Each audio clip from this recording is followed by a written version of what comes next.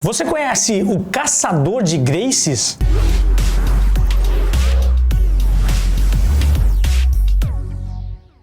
E aí, guerreiros, tudo certo? Eu sou o Jaime do Muito Mais Ação Jiu-Jitsu e no vídeo de hoje a gente vai falar sobre o Caçador de Gracies. E antes de entrar no vídeo, não esquece, é claro, de soltar o like maroto aqui, se inscrever no canal se você ainda não é inscrito e compartilhar com geral, beleza? Então, meus amigos, se você não sabe, os Gracies, a família aí pioneira do jiu-jitsu brasileiro, uma família extremamente vitoriosa, a gente não tá falando nos últimos tempos, não, a gente tá falando desde os primórdios, lá da época de Hélio Gracie, Carlos Gracie, que lutavam lá sem tempo, sem peso e tal, até o UFC aí, né, que ainda é o maior evento de lutas do mundo. No UFC tem história de Gracie aí, o Royce que foi campeão dos UFC aí lá no começo. Isso sem falar, obviamente, que se você treina jiu-jitsu, se a gente for puxar aí a sua linhagem, digamos assim, quem graduou o seu professor e quem graduou o professor do seu professor e assim vai, cara, muito provável que a gente vai chegar em um Gracie. É claro que não existe só os Gracie, existe a linhagem Fada também, né, mas a grande maioria aqui é tudo linhagem Gracie. E nessa trajetória dessa família tão vitoriosa, a gente teve uma figura, digamos assim, que foi, cara, difícil de engolir. E eu tô falando do japonês Kazushi Sakuraba. Sakuraba nasceu na cidade de Katagami, não é Katagatami, na cidade de Katagami, no Japão, no dia 14 de julho de 1969. E com seus 1,85 m de altura e 88 quilos, foi um brilhante lutador de MMA, sendo considerado por muitos um dos maiores atletas da história do esporte. Na época, lá no finalzinho dos anos 90, início dos anos 2000, a família Gracie no MMA, a galera era o bicho-papão. Pegavam todo mundo, cara, e assustavam todo mundo aí usando o jiu-jitsu. Na época, a primeira luta de Sakuraba com o Gracie foi válida pelo Pride 8 e ele enfrentou o Royler Gracie, um dos filhos do Hélio Gracie. Sakuraba pesava 88 quilos, como eu mencionei anteriormente, enquanto isso o Royler pesava 68, uma diferença de aproximadamente 20 quilos. E para compensar um pouco essa diferença aí, por exigência do Royler, a luta deveria ser disputada em 2 rounds de 15 minutos. E se a luta não tivesse finalização nocaute, ao final dos 30 minutos deveria ser declarado um empate. E, cara, isso na época chateou todo mundo, inclusive o Sakuraba, porque na época essas não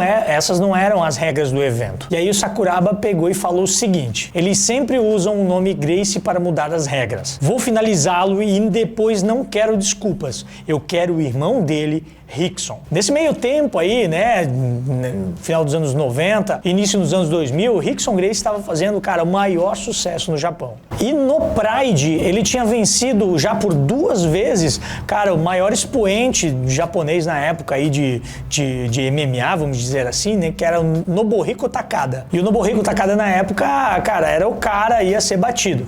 E como o Rickson já tinha vencido ele, todo mundo estava colocando as suas fichas aí no Sakuraba para, quem sabe, destronar o Rickson. A luta do Sakuraba e do Royler Gracie aconteceu. E aos 13 minutos e 16 do segundo round, lá no finalzinho, Sakuraba conseguiu encaixar uma Kimura, né? O que deixou o Royler totalmente imobilizado, sem ter muito o que fazer, com o braço já no talo. O juizão, na época, parou a luta e disse que o Sakuraba tinha finalizado o Royler Gracie e deu a vitória para o japonês. O que levou todos os japoneses do ginásio à loucura, né? Inclusive os próprios Gracies que estavam lá, né, no corner do Royler, que ficaram pé da vida. O Rickson, que também estava lá, falou o seguinte: não achei correta a decisão do juiz e quanto ao desafio do Sakuraba, não vi ele fazer nada que me impressionasse. O fato dele querer lutar comigo faz dele mais um entre muitos. Todo lutador do mundo quer lutar comigo. Esta não é uma questão para eu resolver, mas sim para os promotores. Na época, os promotores até tentaram fazer essa luta e tal, mas não conseguiram chegar num acordo com o Rickson. Porém, conseguiram chegar num acordo com o Royce Gracie, que é o outro irmão do Rickson, que já tinha vencido o UFC e tal, e aí casaram uma luta entre Sakuraba e Royce Gracie. Na época, Royce também exigiu mudanças nas regras, sendo que deveriam ser rounds de 15 minutos, sem limite de rounds até alguém desistir. E meus amigos, você aí que cansa quando faz 3 rolinhas de 5 minutos na academia, os caras batalharam e caíram na porrada durante 1h30. E ali no intervalo do 6º para o 7º round, Rorion Gracie, que é o irmão mais velho aí de todos os filhos do Hélio, conversou com o próprio Hélio Gracie, que também estava no corner do Royce, e perceberam que o Royce não tinha condições mínimas de continuar o combate e jogaram a toalha, literalmente. Dá um confere.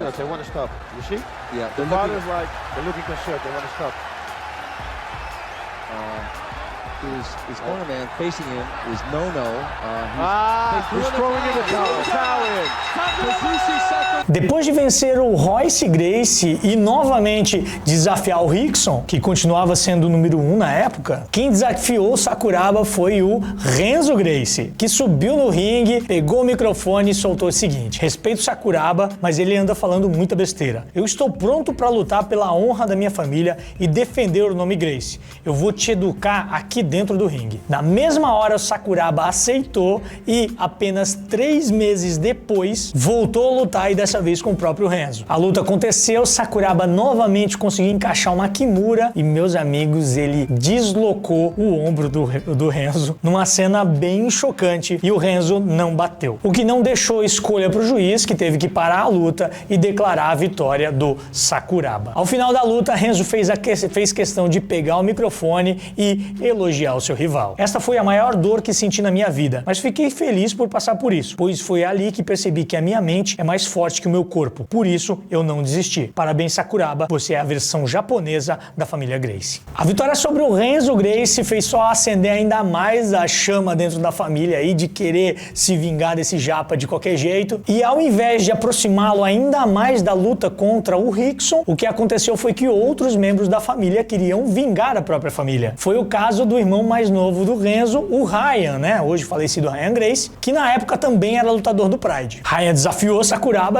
aceitou e foram pra porrada. Foi quando no Pride 12, no dia 9 de dezembro do ano 2000, guardem bem essa data, 9 de dezembro de 2000, aconteceu a luta entre Sakuraba e Ryan Gracie. Ryan tinha sofrido uma lesão no bíceps exatamente na semana da luta, o que os médicos disseram para ele desistir da luta, porque ele não teria condições e tal de fazer a luta e de lutar bem contra o Sakuraba. Porém, houve novamente uma mudança nas regras aí. O Ryan negociou com o evento para que tivesse apenas 10 minutos de luta. O evento aceitou e eles foram pra porrada. No começo, meus amigos, o Ryan até tentou, mas o Sakuraba dominou do começo ao fim da luta e ao final dos 10 minutos foi declarado como vencedor. Uma cena engraçada aí, que nessa luta contra o Ryan tava aplicando uma chave e tal, alguma coisa ali no pé do Sakuraba, e o Sakuraba começou a dar soco, a dar tapa e tal na bunda do Ryan Gracie, o que levou toda a galera do ginásio ao delírio. E aí, meus amigos, ele já era chamado, né? Já estava sendo chamado de caçador de Gracie há muito tempo,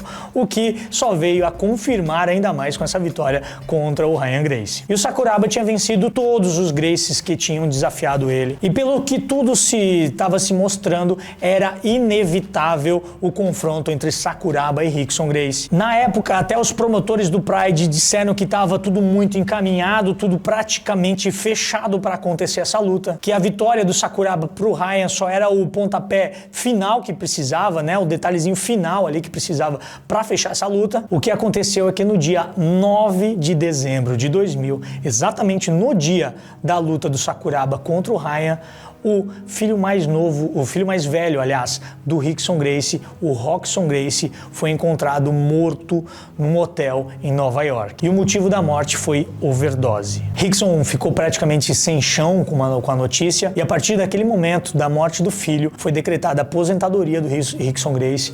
Ele mesmo dizia que não tinha mais condições de lutar e que não queria mais lutar, se reclusou com a sua família em casa e se negava a voltar a lutar. E foi assim que aconteceu a prematura aposentadoria do Rickson Gracie. Sem poder fazer a luta que todo mundo esperava, que era contra o Rickson Gracie e tudo mais, Sakuraba continuou lutando no Pride, continuou fazendo várias outras lutas, enfrentou, Vanderlei Silva, enfrentou um monte de gente aí, sempre com o apelido aí de caçador de Gracies, que o acompanha até hoje. Ele venceu algumas, perdeu outras lutas e tal, né? Até que em 2007, imagina, o que eu tinha contado pra vocês era do ano 2000, em 2007 ele voltou a enfrentar um Gracie, e ele voltou a lutar com Royce Gracie, aquele que ele tinha lutado lá, que deu 1h30, né? Eles voltaram a lutar. E voltaram a lutar pelo evento K1 Dynamite. E depois de 3 rounds de 5 minutos, já nas regras mais atuais, digamos assim, do MMA, o Gracie venceu na decisão, né? Venceu o Sakuraba. O que pega apenas aí é que a gente tem